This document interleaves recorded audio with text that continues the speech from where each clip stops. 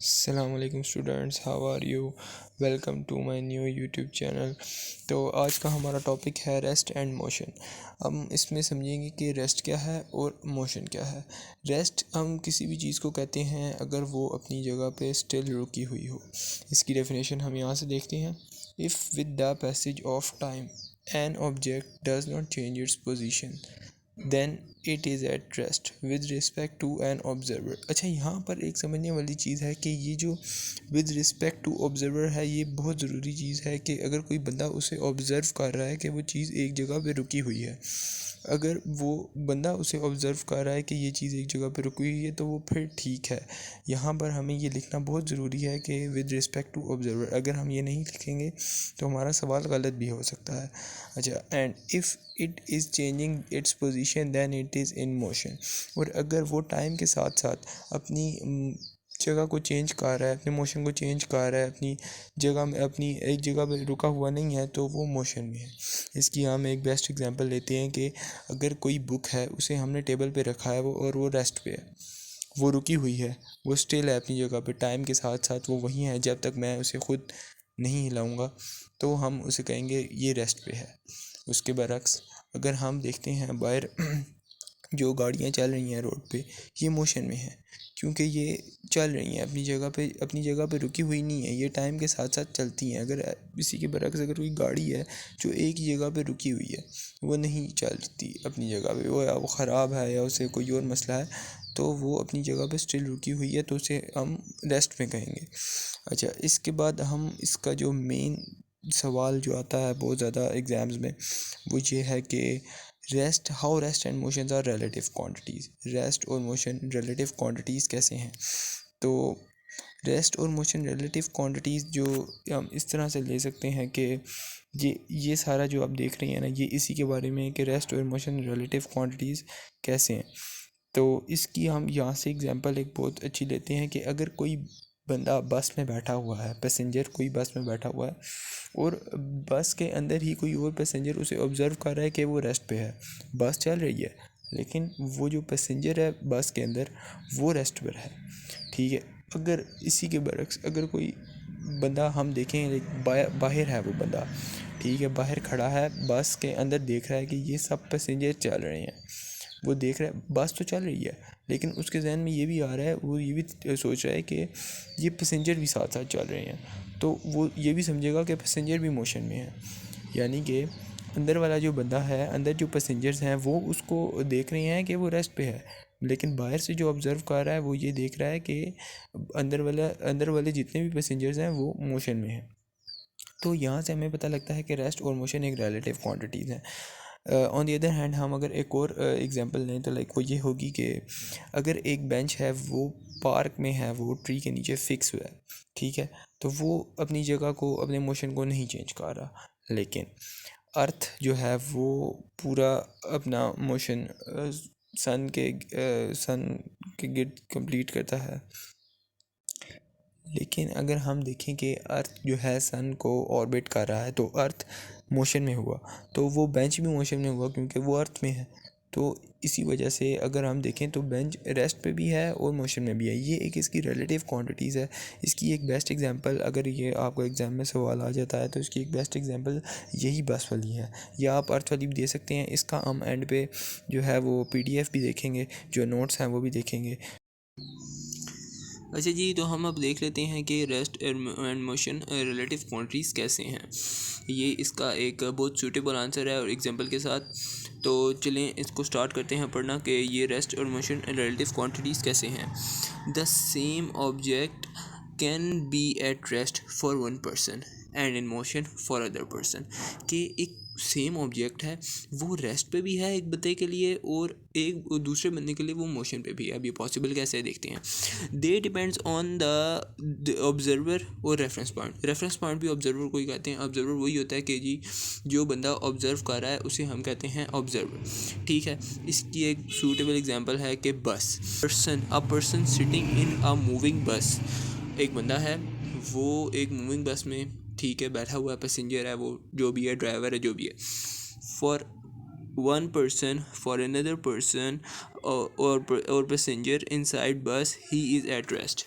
कि देखें यहाँ पर उन्होंने क्या कहा हुआ है कि किसी दूसरे बंदे के लिए वो जो अंदर पैसेंजर बैठा हुआ है या उसके जो उस पैसेंजर को देख रहा है, बस के अंदर ही है अभी वो, देखें लिखा हुआ है इनसाइड बस, वो जो उस बंदे को देख रहा है वो उसे तो लग रहा है यार ये रेस्ट पे है क्योंकि वो बैठा हुआ है, बस मूव हो रही है।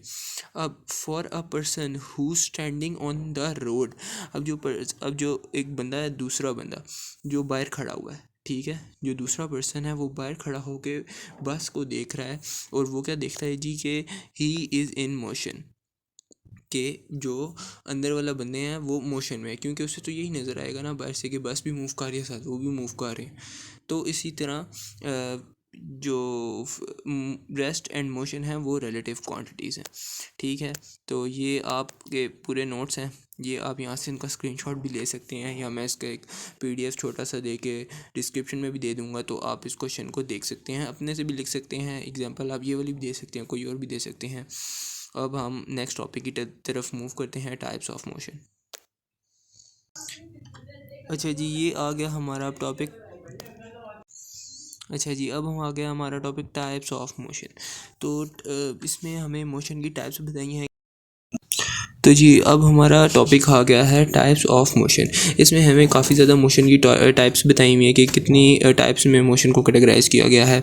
तो देखते हैं हम, looking at the motion of object we see that object move differently. कि अगर हम किसी ऑब्जेक्ट के मोशन को देखें तो सब ऑब्जेक्ट एक ही मोशन में मूव नहीं करते, कोई स्ट्रेट मूव कर रहा है, कोई कर्व मूव कर रहा है, कोई रोटेशन में है, कोई वाइब्रेशन में है। तो उसके लिए ये सारी टाइप्स आती हैं समझने के लिए। अच्छा जी, हम सीधा पहली टाइप्स भी जाते हैं। यहाँ पर ऊपर बस इन्होंने यही दिया हुआ है कि भाई there are three types of motion. First आती है हमारे पास ट्रांसलेटरी मोशन। अच्छा जी, ट्रांसलेटरी मोशन में क्या है? Translatory motion, if all points of a moving body move uniformly in one direction, in same direction। अच्छा, इसका ये बात है कि अगर एक बॉडी है वो मूव कर रही है और उस बॉडी में उसके ऑल पार्ट्स, जितने भी उसमें पार्ट्स हैं या जितने भी उसके पॉइंट्स हैं, वो एक ही डायरेक्शन में मूव कर रहे हैं, तो और उनकी ओरिएंटेशन भी यही कहते हैं कि उसकी जो डायरेक्शन है, वो सारा सिस्टम है, उसका जो जितने पार्ट्स हैं और उसकी जो डायरेक्शन है वो भी एक ही डायरेक्शन में है, उसकी ओरिएंटेशन चेंज नहीं हो रही, ठीक है। तो उस ऑब्जेक्ट को हम कहेंगे कि ये ट्रांसलेटरी मोशन है। क्या कहेंगे? ये ट्रांसलेटरी मोशन है, ठीक है। अब हम जाते हैं नेक्स्ट वाले पे, जो दूसरी हमारे पास टाइप है। इसकी आप एक बेस्ट एग्जांपल ले सकते हैं, a car moving on a road, या इसकी एक और भी बेस्ट एग्जांपल है कि train moving on track, the motion of train on track, या मोशन ऑफ बुलेट। कई सारा इसकी जो है वो टाइप्स हैं। जो भी बॉडी सीधी मूव कर रही है बिल्कुल, वो हमारे पास ट्रांसलेटरी मोशन में आ जाता है, ठीक है। अभी हम चलते हैं नेक्स्ट वाले पे, कि नेक्स्ट हमारा कौन सा है जी? Rotatory motion. रोटेटरी मोशन क्या है हमारे पास? रोटेटरी मोशन ये है when a body rotates on its own axis का मतलब होता है कि उसी पॉइंट पे, एक ही पॉइंट पे वो रोटेट कर रही है। उसको इन लोगों ने और आसान करने के लिए कह दिया कि इसके मिड से एक लाइन ड्रॉ हो और उसी लाइन पे वो रोटेट कर रही हो, तो वो उसका एक्सिस पॉइंट बताया हुआ उन्होंने। लेकिन अगर बॉडी एक ही पॉइंट पे मूव कर रही हो और वो क्या नाम है, रोटेट कर रही हो एक ही पॉइंट पे उसके अपने एक्सिस पे, तो वो होगा रोटेटरी मोशन। इसकी बेस्ट एग्जांपल आप लेते हैं कि फ़ैन, आपके घर में जो फ़ैन है उसके ब्लेड्स, हेलीकॉप्टर के रूट्स जब वो ऑन होते हैं, जब फ़ैन ऑन होता है, जब हेलीकॉप्टर के रूट्स वगैरह आप देखते होंगे, तो वो अपने एक्सिस पे घूम रहे होते हैं, ठीक है, अपने एक्सिस पे घूम रहे होते हैं। वो ये नहीं कि कोई ऐसे यूँ रैंडम मोशन में है। रैंडम मोशन भी अभी आगे आएगा, वही मैं आपको बताऊँगा। रैंडम मोशन में नहीं है, वो एक ही डायरेक्शन में अपने एक्सिस में घूम रहे हैं, ठीक है। तो इसकी एक बेस्ट एग्जांपल ये है कि एग्जांपल्स आपने जब भी ये क्वेश्चन आए तो एग्जांपल आपने मस्ट है, एग्जांपल आपने देनी है। तो रोटेटिंग मोशन का ये है कि आपने एक इसकी एग्जांपल दे सकते हैं कि फ़ैन के ब्लेड्स हो गए, ठीक है, हेलीकॉप्टर के रूट्स हो गए, तो ये इसकी एग्जांपल हैं कि वो अपने एक्सिस पे घूमते हैं। आप यूँ लिख सकते हैं कि motion of fan blades and motion of helicopter roots are an example of rotatory motion. अच्छा जी, नेक्स्ट हमारा क्या है, vibratory motion. When an object move forward and backward repeatedly about its mean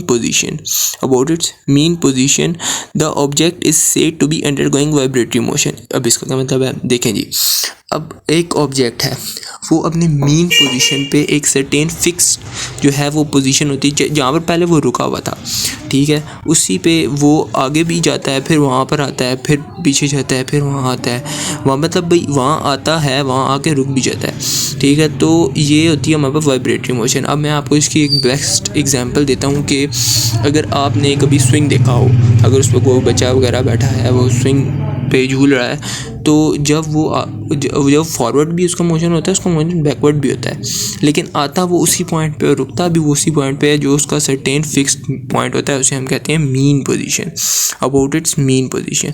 तो यहाँ पर मीन पोजीशन का ये मतलब है कि वो एक सर्टेन फिक्स पॉइंट है जहाँ पर वो पहले था और वहाँ पर वो आके रुकेगा, ठीक है। अच्छा जी, उसके बाद हमारे पास ना ट्रांसलेटरी मोशन आ जाता है। ट्रांसलेटरी मोशन की आगे फर्दर टाइप्स हैं, इंटू 3 टाइप्स में उन्होंने उसको कैटेगराइज किया हुआ है। वो कौन कौन सी है देख लेते हैं। फर्स्ट हमारे पास है रेक्टिलिनियर मोशन। अब रेक्टिलिनियर मोशन क्या है? Rectilinear motion is a translatory motion of an object कि रेक्टिलिनियर मोशन भी ट्रांसलेटरी मोशन ही ऑफ एक ऑब्जेक्ट का।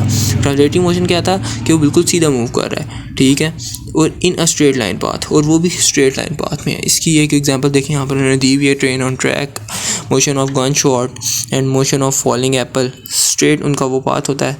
तो ये है रेक्टिलिनियर मोशन। अब कर्विलिनियर मोशन में आ जाते हैं। कर्विलिनियर मोशन में क्या होता है कि जो ऑब्जेक्ट होता है वो ना स्ट्रेट पाथ में नहीं रहता और ना वो कर्व हो जाता है, उसका पाथ कर्व हो जाता है। अब आपने एग्जांपल इसकी एक बहुत अच्छी है कि जब हम फुटबॉल को किक करते हैं, when we kick the football then football move curve in curve direction, तो फुटबॉल जो है वो एक कर्व डायरेक्शन में जाता है और फिर गोल होता है। तो ये है एक। और आप अगर रोलर कोस्टर का जो है वो मोशन देखें तो उसमें भी जो उसका ट्रैक होता है वो डिफरेंट तरीके से डिफरेंट जगह से कर्व होता है, तो वहाँ पर वो इस भी रेक्टिलिनियर सर्कुलर मोशन में होता है, ठीक है। और इसके थर्ड जो है, इसके थर्ड जो इसके है टाइप, वो है हमारे पास रैंडम मोशन। अब रैंडम मोशन क्या, देखें, रैंडम मोशन एक ट्रांसलेटरी मोशन का एक ऐसा वो टाइप है कि इसमें ऑब्जेक्ट जो है उसके पास कोई स्पेसिफिक पाथ नहीं होता, ऑब्जेक्ट के पास कोई स्पेसिफिक पाथ नहीं होता। ऑब्जेक्ट स्ट्रेट भी मूव कर सकता है, वाइब्रेटिंग कर्व भी हो सकता है, और उसका कोई स्पेसिफिक पाथ नहीं होता कि ये कर्व होगा, ये स्ट्रेट पाथ में जाएगा। इसकी एक बेस्ट एग्जांपल जो है वो यहाँ पर आप देख सकते हैं कि बटरफ्लाई। अब देखें, आप बटरफ्लाई को अगर आपने कभी देखा हो तो उसका जो है वो मोशन कर्व होता है, वो जब उड़ती भी है तो ऊपर नीचे ऐसे थोड़ा सा उसका कर्व कह रहा हूँ, सॉरी, उसका मोशन जो है वो रैंडम मोशन होता है बटरफ्लाई का। या अगर आपने काइट देखी हो, काइट जब फ्लाई करती है तो उसका भी रैंडम मोशन होता है, उसका कोई स्पेसिफिक पाथ नहीं होता। तो ये है हमारा रैंडम मोशन। और आज के लिए हमारा जितना भी ये हमने आज पढ़ा कि टाइप्स ऑफ मोशन पढ़ी हमने, और रेस्ट एंड मोशन पढ़ा, ठीक है। तो ये हमारा था आज का टॉपिक। इंशाल्लाह नेक्स्ट अब हम डिस्टेंस एंड डिस्प्लेसमेंट करेंगे। इनके जितने भी सवालात, अब जैसे ये है एक रिलेटिव क्वांटिटी वाला कि how rest and motion are relative to each other, तो ये जो है ये एग्ज़ाम में ज़रूर आते हैं। इनके जितने भी मेन इंपॉर्टेंट सवाल है वो मैं आपको साथ साथ बताई जाऊँगा आगे। नेक्स्ट जो है हमारे पास वो है डिस्टेंस एंड डिस्प्लेसमेंट, इनके डिफरेंस आते हैं, तो ये हम नेक्स्ट वीडियो में कवर करेंगे। तो अगर आपको कुछ भी समझ आया हो तो प्लीज़ लाइक सब्सक्राइब करें। शुक्रिया।